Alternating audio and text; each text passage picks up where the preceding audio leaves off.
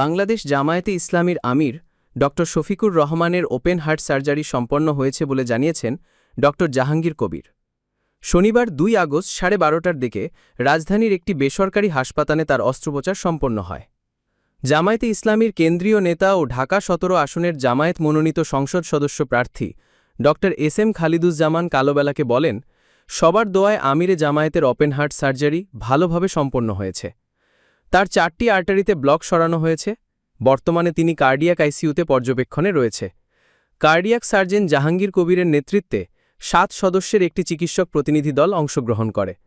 সার্জারির পর সংবাদ সম্মেলনে ড শফিকুর রহমানের শারীরিক অবস্থার সব আপডেট তুলে ধরেন জামায়াতের নায়েবে আমির আবদুল্লাহ মোহাম্মদ তাহের।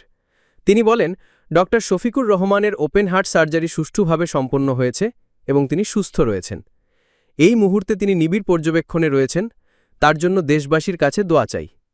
এ সময় ড জাহাঙ্গীর কবির বলেন, ড শফিকুর রহমানের ২টি ধমনীতে ৪টি বাইপাস করা হয়েছে। আগামী ৭ দিনের মধ্যে বাসায় যেতে পারবেন জামায়াত আমির।